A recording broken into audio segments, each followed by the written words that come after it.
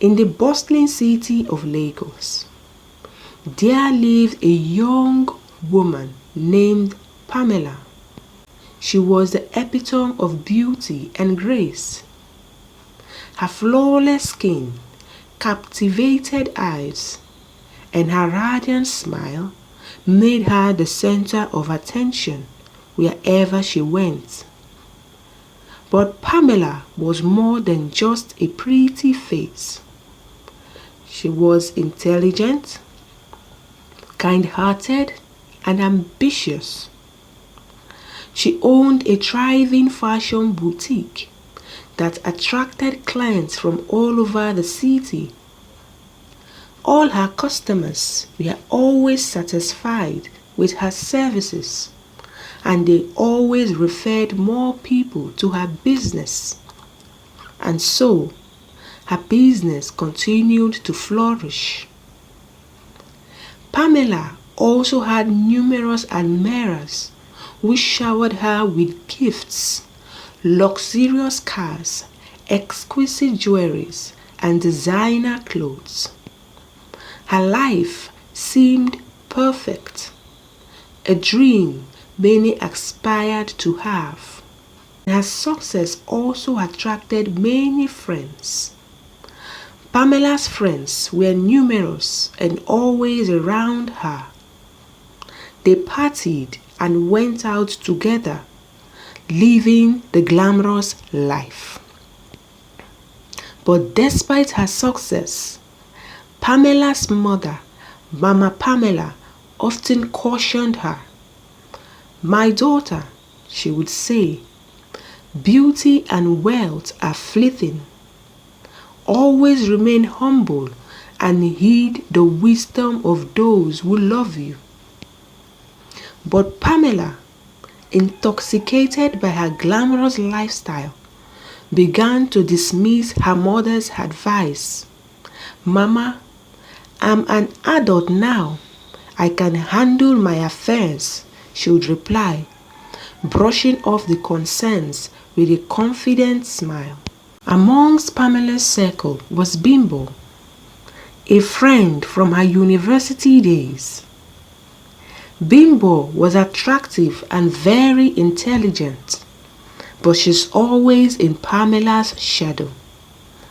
She felt often overlooked. While Pamela's boutique flourished, Bimbo's ventures struggled. The constant comparison gnawed at her, breeding resentment. Why does she have it all? Bimbo pondered, jealousy clouding her heart. The lavish gifts Pamela received, the attention from influential figures, and the ever-growing success became unbearable for Bimbo to witness. Determined to reclaim her sense of worth, Bimbo devised a plan to tarnish Pamela's seemingly perfect life for good.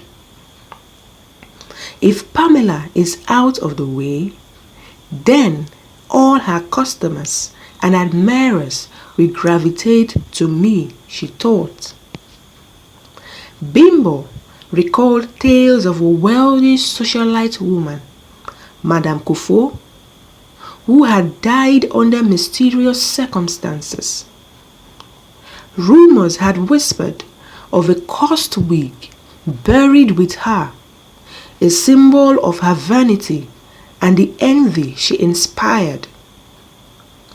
It was said that anyone who wore the wig would inherit Madame Kofo's misfortune.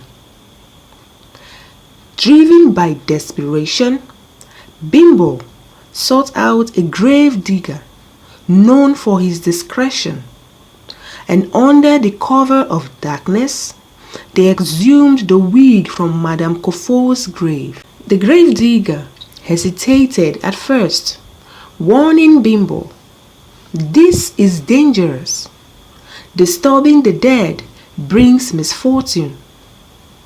But Bimbo, blinded by envy, dismissed his concerns. She took the wig in her hands, its texture surprisingly lustrous despite being buried for so long. She took the wig to a stylist who revamped, cleaned, and packaged it in an elegant box. On Pamela's birthday, during the party, Bimbo presented a wrapped box. "Happy birthday, Pamela," she said with glee.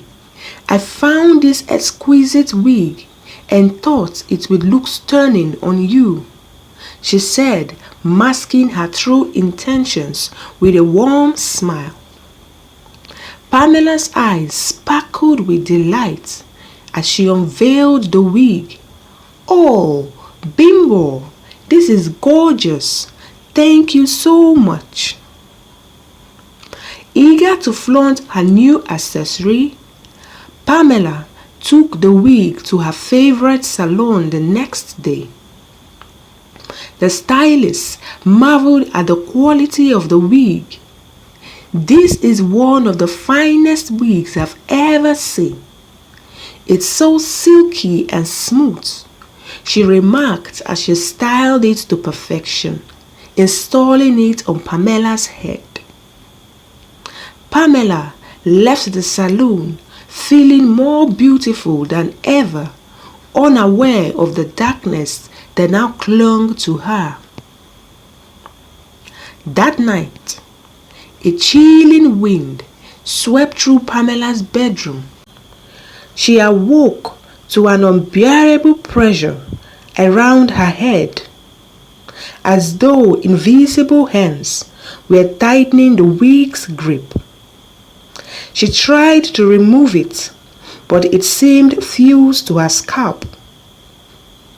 Panic surged through her as whispers filled the room, echoing unintelligible words. And so it began.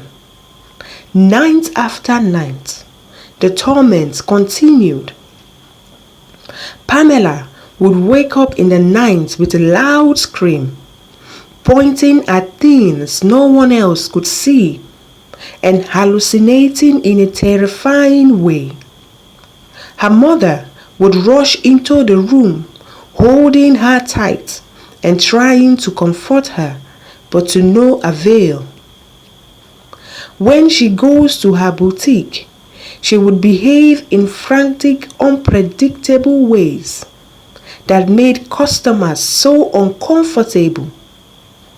She would talk to herself, walk out on conversations, and sometimes start saying things no one could understand. She would leave her car behind and start walking down the streets with no particular destination in mind, and people had started to notice. Always sleep deprived and terrified, Pamela's once vibrant demeanor began to fade. Dark circles formed under her eyes, and her radiant smile disappeared. Pamela's behavior grew more erratic. She would mumble to herself, burst into fits of laughter or tears without reason, and often seemed disconnected from reality.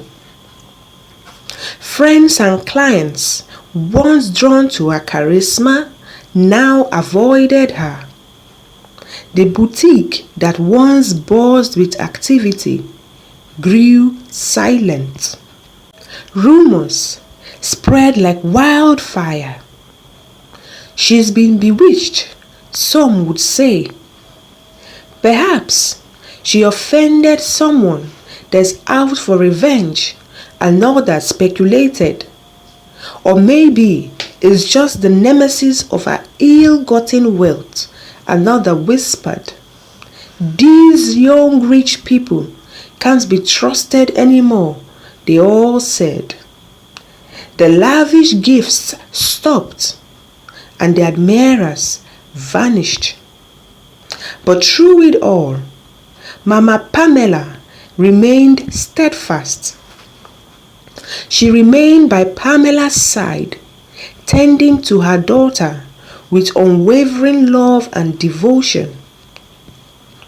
Determined to save her daughter, Mama Pamela sought spiritual guidance. She organized nightly vigils, inviting prayer warriors to intercede. Every night, she would be beside her daughter, praying for her and blessing her with anointing oil. She never lost faith that her daughter will become well again. By this time, all of Pamela's friends and admirers had stopped visiting. Bimbo only visited once to see the result of her wickedness, and immediately she left, she happily intensified the rumors, saying bad and vicious things about Pamela. By this time, Pamela's boutique had shut down, and all her customers and admirers now gravitated towards her. Bimbo was very happy. She felt very fulfilled. One fateful night, as the prayers of Mama Pamela and the prayer warriors intensified, a strong gust of wind extinguished the lights. A deep, brutal voice echoed through the room. "Return what is mine," the voice said. The prayer warriors trembled, but Mama Pamela stood firm. "Who are you and what do you want with my child?" she demanded. The voice responded, "The wig, it belongs to me. She must return it." Realizing the wig was the source of Pamela's torment, Mama Pamela and the prayer warriors surrounded her. With hands laid upon Pamela, they prayed fervently. Mama Pamela grabbed the wig and with all her strength attempted to remove it. A piercing scream filled the room as the wig resisted.